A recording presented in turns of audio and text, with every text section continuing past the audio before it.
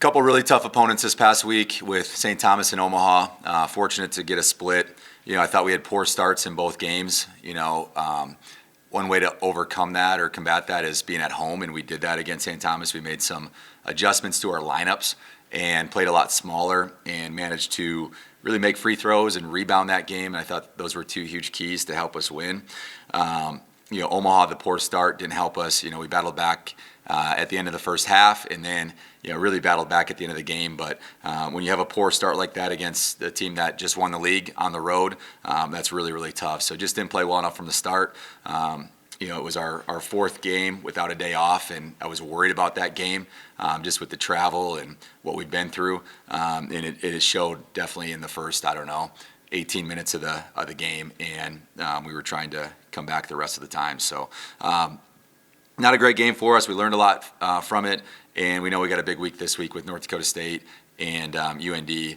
Both have very, very good players. Moni's one of the best players in the league. Eagle staff is, the last couple of years has been elite for them, for UND. So we got a tough test on Wednesday and then another one on Saturday, and got to start playing well going into the league tournament. All right, with that, we'll start with you, Alex. Yeah, Coach, I know you said, harder stretch based on the teams at the Summit down the last couple games. Just how do you think those help you for the Summit League tournament? Yeah, well, I think it tells us that we can beat anybody, right? When you play the top two teams, and Omaha, I thought we played well for maybe 8 minutes and still had a chance at the end. I think we cut it to 4. So when you play well in spurts against those teams, we know everything's going to be in a neutral location, and we'll have our fans there in Sioux Falls. So you just gotta find ways to look at the offense and the defense and find positives, right? And the cool part is playing these teams late. You have South Dakota State, St. Thomas, Omaha, NDSU, the top 4 teams in the league, playing them late. I think that really helps us when we potentially play them again after a couple weeks, and we can make those adjustments when it matters. And then NDSU on the 26th, just first time you guys played them, they beat you guys at home. Is there any point of emphasis heading up there? A lot of points of emphasis. Don't get beat by 20. They're very good. I mean, they're the number one team in the country in three-pointers, made, attempted, all that stuff. They're actually the number one offensive team in the country. They're number one in effective field goal percentage. So we know it's got to happen with defense. And they have 20 wins. That's kind of the mark that you try to get to every year. And they're very talented with Jakari White and Jackson Moni, 2 elite players in our league, and then you surround those guys with shooting, and that's why they've been so good offensively. So I guess the emphasis is defense, right? We were not very good defensively at home at that point. I think we've gotten a lot better at defending the 3, but when a team shoots that many threes consistently throughout the year, we have to be there on the catch. We have to have a hand up. We have to make a miss, and then when we do, we got to rebound, and we know it's going to be a lot harder on the road. So they're a really good offensive team. They've done it consistently throughout the year, and when they're making threes, they've shown that they can beat anybody. Awesome. Thanks, Coach. Thank you. Swaffer, go ahead. Morning, Coach. How are you? Doing great. How are you doing? I'm doing all right. Good. So something you mentioned after the St. Thomas win, you talked about the constant work on the press and practice and pushing the guys to just take that next step every time in practice. Just this late in the season, how hard are you still pushing them to improve on the press, and just what does a normal practice look like at this point in the year? Yeah, so way different the last 4 games. Like I said, we haven't had a day off, right? We've played 4 straight games where it's been game, practice, game, practice, all the way through 4 games, right? I'm not sure I've ever seen that before in my career. And I think obviously the South Dakota State game getting pushed back to Sunday, kind of snowballed that, right? So practice the last couple weeks have been different. I told our guys after Omaha, it's entirely my fault. Like, we should have practiced more. We should have practiced harder because you have to do that, right? And I was worried about injuries, and we had some guys banged up, and you're always just kind of, just trying to make it work, right? Especially you play a hard game, and then you have one day, and it's really hard to get better. So, like, let's say we played St. Thomas. The next day, we kind of just did some walkthrough stuff, and we did some shooting. And then, the day before the game, you're trying to go like an hour and go somewhat hard. but it's really hard to do that. After a day off, practices usually are not very good. So if I would have done it over again, I would have just practiced those 2 days and maybe just gone an hour each day and made it harder. But I told our guys after Omaha, it's my fault for being too soft on them, right? And just that's why we had bad starts, because I don't think we had really good practices. So there's a lot I would change. Now that we have a day, we will practice very hard today. It'll be an hour and a half, and we got to really get after it and get our guys back in that mindset that, I told our guys before Omaha, the toughest team's going to win. And we were not the toughest team consistently throughout the game. They were. And we got to get back to being a tougher team, and we absolutely have to do that against NDSU because they're so good offensively. So we'll practice really hard. It'll probably be an hour tomorrow before we get on the bus and go to North Dakota State. Come back, and then, on Thursday, we're probably going to get back, I would say, around 3 in the morning, right? And then we'll practice around 3 or 4. So I'm going to have to find ways to challenge our guys because it's going to be hard to practice, right, and get some stuff done. And the same thing on Friday. We're going to have to go for an hour and go hard. And then obviously we play, I think, at 4 o'clock on Saturday. Is that right?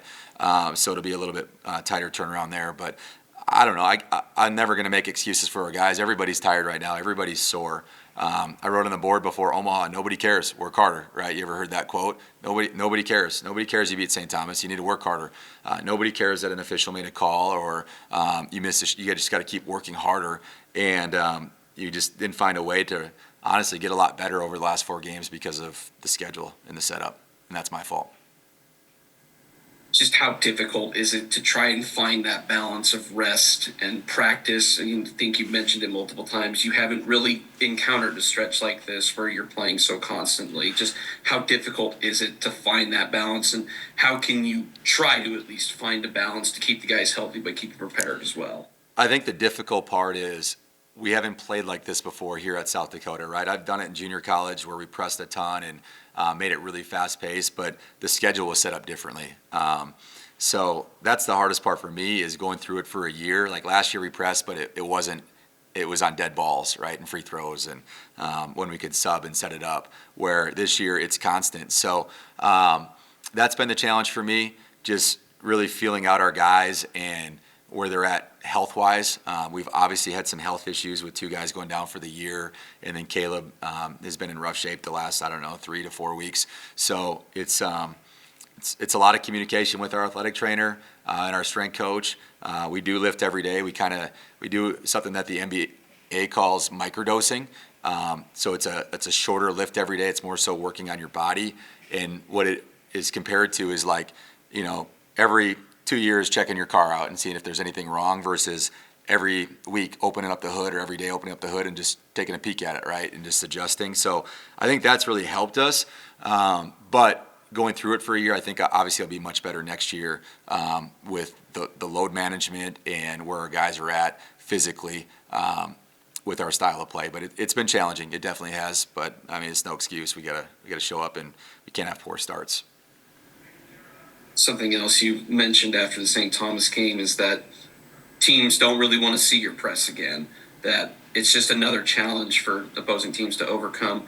When you face a team for the second time in conference play, just how do you get that press to be equally as effective after an opposing team has already seen it? Do you throw in some wrinkles or throw in some stuff that maybe they haven't seen just to get that to be equally as effective? Yeah, I think our press has gotten better, which has really helped us. I think it's more random, where before, it was, you could kind of tell when we were going to trap, and we've done some different calls to get our guys to make it more random.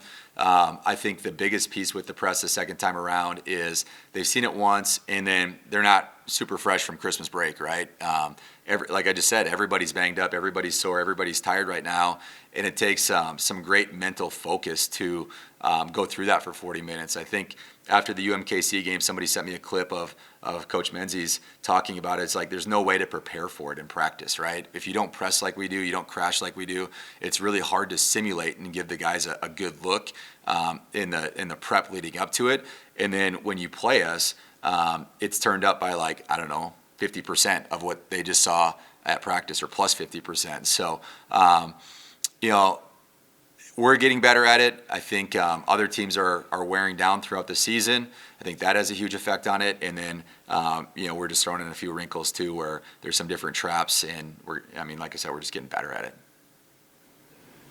2 regular season games left. Just what are kind of those keys of emphasis to clean up this week before you get into the conference tournament with a chance to make a deep run? Yeah, we can't take first. We were playing still for first on Saturday against Omaha, and that was the disappointing part. Is I know crazy stuff would have to happen for it to work out for us to win the league, but we were still playing to win the league technically, right? And now 2-3 probably going to be hard, but we can still take second. We can still take third. But you're looking at it, and the odds are. What people have texted me is that we're going to be in the 4-5 game, right? And so the 4-5 game is most likely going to be against NDSU, and we play them. So I think, we have to have a good game plan against these guys. We have to make a few adjustments from the last time we played, and we've been better fanning out and contesting threes. And I think if you look at the last 3 weeks, the stats will show that. But I think a lot of it is just continuing to play with confidence and play better going into the Summit League tournament, right? Because at the end of the day, all that matters is 3 games in 3 days or 3 games in 4 days. I always say this, like nobody knows who won the league 5 years ago. Some people do, right? But I can guarantee you people know who's made the NCAA tournament over the last 5 years in our league. So I think that's really important. And the teams that get hot late are the teams that typically do it. And, part of the reason why we changed our style of play is for the Summer League tournament, right? It's going to be hard on us, but it's also going to be hard on other teams that have played a game. I get a lot of texts from coaches like, man, we just don't want to see you in the first round because they know what our pressure does. Win or lose, like if we do beat a team, right, we're playing somebody off either 1 day of rest or they're playing back-to-back. Or, if somebody does beat us, they got to go to the next game. And I think if you look at what happens to teams after they play us, if it's like a Thursday, Saturdays are very challenging for them after dealing with the press for 40 minutes. So, the main thing is just how do we find a way to continue to get better because you got to keep improving. Our guys clearly are not checked out. We've played very well over the last 10 games, and we just got to get some momentum going into March. Perfect. Thank you, Coach. Appreciate it. Jay, all you. Does that change the mindset going into NDSU at all, knowing that is the most likely first round matchup, and that do you soak anything extra in when you know you're going to see them again quickly? I think the mindset needs to be you're trying to win every game, right? So there's nothing we're going to hide. We're going to make some changes, Jay, to win the game, right? And that's the most important piece. We're trying to win as many games as we can. The momentum piece is huge, and win or lose, we're going to make adjustments going into the tournament as well. So I don't think it's we're going to play this team again. We need to do this, and this. We need to win the game, and whatever we have to do to have a chance to win the game, we're going to do. We haven't changed much. We've modified some things. Obviously, we played a smaller lineup against teams that really shoot it, and you saw that against St. Thomas. But the whole goal is to go up there and win, and if we can get 2 wins going into the tournament, I think that gives us a lot of momentum. You plan to do anything different specifically with Jakari? He kind of got off on you last time, and obviously he kind of, they're a great 3-point shooting team, but he's certainly, consistent, at least in terms of consistency, been one of the guys that have led the way in that way all year for them. Contest threes. I think that would be the start. Honestly, Jay, he hadn't played well coming into our game. Like, he was very good in the non-conference, and he was struggling going into our game at home against those guys. And I don't know. We obviously respect everybody, but I think maybe our guys looked at the stats and just didn't fully respect him and what he was capable of doing. And we were trying to tell him, like, guys, he's one of the best players in the league. He's very capable of scoring 30 points. And obviously he showed that. So I can't say too much, right? I don't want to give somebody the answers to the test, but we are going to do a better job on him, and we have to do a better job if we want a chance to win the game. Him and Jackson Money are 2 of the most talented players in our league. Should be first-team all-league guys, in my opinion, and that's why they've been very, very good. I think the biggest thing with MJ is when they're making threes, they can beat anybody, right? And that's kind of the live and die by the three deal with them. They beat people that, you look at Butler, Santa Clara, teams like that people say you shouldn't beat. But then you can lose to UND or potentially Oral Roberts or Denver when you're not making threes at that high of a clip. So it's really bold to take that many threes, but like I said, they're capable of beating anybody when they're making them. How impressed have you been with the transition and the evolution even throughout this season of Jackson Money and how quickly he kind of assimilated to the Division I level, and then not only just became a guy, but became like a dude and one of the best players in the league? Not surprised. I watched him. Obviously, we tried to recruit him. Watched him a lot at Northern State when he went in the transfer portal. So, I probably watched 10 games of his, and there's a reason why Mountain West schools offered him money to go there, and Missouri Valley schools, and probably higher level schools. But he's a Fargo kid, and I think it's cool that he decided to go back there. And not surprised, too, because Dave does a really good job. Obviously, they had Grant Nelson at that spot a few years ago, and look what Grant's doing at Alabama, and probably is going to play in the NBA. So, really talented player, skilled, can do a little bit of everything. And when you give somebody the keys, right, it gives confidence in them, and you surround them with good players, which I think has made him a lot better, right? I didn't really pay attention to the rest of the team at Northern State, but I know he was a really good player. But when you go to NDSU and you're surrounded by other guys that can really shoot it and space the floor and spread you out, I think that only makes him better. So I would be shocked if he didn't have a chance to play in the Summer League or the NBA next year, just with his skill set. But either way, he's going to play at a high level professionally, and I'm not surprised because I watched him a lot at Northern State. How does he compare to Grant, in your opinion? Obviously, from a size standpoint, they're similar. I feel like he shoots it better now than Grant did when he was there. Yeah, the shooting's not even close. He shoots it way better. I would say Grant is maybe more explosive off the bounce and the dribble. And I think Moni's gotten really good at getting his back to the basket and scoring in the post, where it's kind of like that back down stuff. When we played Grant Nelson, it was, hey, let's just force him to the baseline and double him and make him get rid of the ball. We really didn't have to guard him on the perimeter as far as shooting the ball. When you can do both, you can do everything. He can shoot it, he can post, he can take guys off the bounce. Not really much of a mid-range game right now, but when you can do those two things, you're really, really hard to guard. So I would say they're very different. I think Grant's gotten a lot better, too, at Alabama, right? He was still young. He still had 2 years left, where Jackson's in his senior year. And I'm not saying he's tapped out, but, just a little bit more.